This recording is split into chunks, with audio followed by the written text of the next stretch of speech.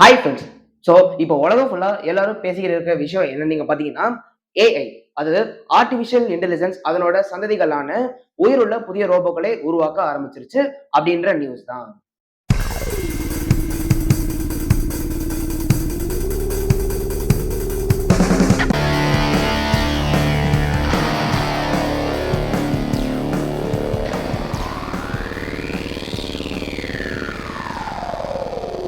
இத பார்த்தோனே ஃபர்ஸ்ட் நமக்கு என்ன தோணும்? இது கண்டிப்பா ஃபேக் நியூஸா இருக்கும். இல்ல ஏதாச்சும் ஒரு ஹாலிவுட் படத்தோட ஒரு மூவி ப்ரமோஷனாக தான் இருக்கும் அப்படின்னு நம்ம யோசிப்போம்.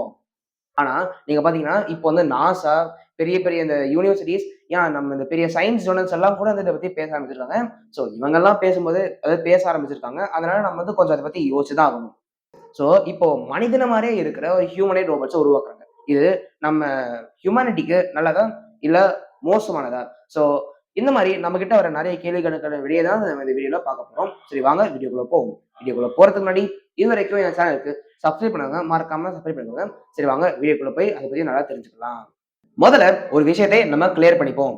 சோசியல் மீடியால நெறைய பேர் ஏஐ புதிய உயிருள்ள ரோபோக்களை உருவாக்கிருச்சுன்னு சொல்றாங்க. இத கேட்ட உடனே ரொம்ப பேருக்கு ரோபோட் பேபி, ரோபோட் ஹியூமன் மாதிரி கற்பனை எல்லாம் வர ஆரம்பிச்சிடும். ஆனா உண்மையில என்ன நடந்துச்சுன்னா, விஞ்ஞானிகள் ஆர்டிபிஷியல் இன்டெலிஜென்ஸை பயன்படுத்தி உயிருள்ள செல்களை எப்படி ஒரு புதிய வடிவத்தில் அமைக்கலாம் அப்படின்னு யோசிச்சு மிக சிறிய பயாலஜிக்கல் ரோபோட்ஸை உருவாக்கியிருக்காங்க. இதுக்கு தான் ஜெனோபாட்ஸ்ன்னு பெயர் வச்சிருக்காங்க. ஜெனோபாட்ஸ்ன்னு கேட்ட உடனே இது முழுக்க முழுக்க இரும்புல செய்யப்பட்ட ரோபோட்னு நினைக்க வேண்டாம். இதுல மோட்டார் கிடையாது, பேட்டரி கிடையாது, கம்ப்யூட்டர் சிப் கூட கிடையாது. அதுக்கு பதிலா ஒரு சிறிய தவளையின் தோல் செல்களையும், இதய செல்களையும் பயன்படுத்தி விஞ்ஞானிகள் இந்த பயாலஜிக்கல் சிஸ்டத்தை உருவாக்கி இருக்காங்க. இந்த செல்கள் மத்த உயிருள்ள செல்கள் மாதிரி தான் இருக்கும்.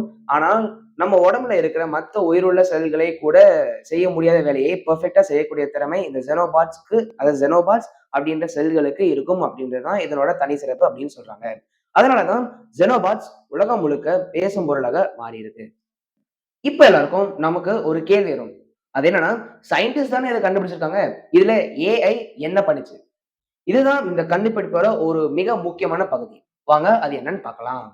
ஒரு மனிதன் 1000 விதமான வடிவங்களை யோசிக்கலாம். ஆனால் ஏஐ என்ன பண்ணுச்சுன்னா, சூப்பர் கம்ப்யூட்டர்ல கோடிக்கணக்கான செல் அரேஞ்ச்மென்ட்களை சிமுலேட் பண்ணி, எந்த வடிவம் சிறப்பாக நகரும், எந்த வடிவம் ஒரு பொருளை தள்ளும், எந்த வடிவம் அதிக செயல்திறன் கொடுக்கும்னு சில மணி நேரத்திலேயே கண்டுபிடிச்சு ஆச்சரியப்படுத்தி இருக்கான். அதாவது ஏஐ உயிரை உருவாக்கல. ஆனா உயிருள்ள செல்களை எப்படி அரேஞ்ச் பண்ணா ஒரு புதிய பயாலஜிக்கல் மெஷின் மாதிரி வேலை செய்யும் அப்படின்னு கண்டுபிடிக்க ஹெல்ப் பண்ணியிருக்கான். சாதாரண செல்கள் தனித்தனியா இருந்தா அவை தங்களோட இயற்கையான வேலையை மட்டும்தான் செய்யும். ஆனா இப்படி ஒரு புதிய வடிவத்தில் சேர்ந்த பிறகு அந்த ஜெனோபாட்ஸ் மெதுவா நகர ஆரம்பிச்சது. சில சோதனைகளில் சிறிய துகள்களை தள்ளி நகர்த்தவும் முடிந்தது. சில ஆய்வுகளில் சேதமடைந்த பகுதிகளை சரி செய்யும் திறனும் ஆராயப்பட்டது. இதை பார்த்த சயின்டிஸ்ட் கூட உயிருள்ள செல்களை இப்படி ஒரு புதிய செயல்பாடுக்காக பயன்படுத்தலாம்னு ஆரம்பிச்சிட்டாங்க. அதே நேரத்துல இன்டர்நெட்ல மக்கள் ரொம்ப அதிகமா பயந்ததும், ஆச்சரியமாவும் யோசிக்க ஆரம்பிச்ச விஷயம் என்னன்னா, இந்த ஜெனோபாட் செல்கள் தானாகவே டெவலப் ஆக ஆரம்பிக்குது. மனித இனத்துக்கு பேராபத்தை ஏற்படுத்துமா அப்படின்னு பயந்தாங்க.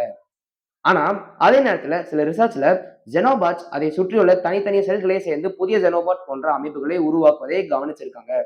இதை கைன்மேட்டிக் செல்ஃப் ரெப்ளிகேஷன்னு சொல்றாங்க.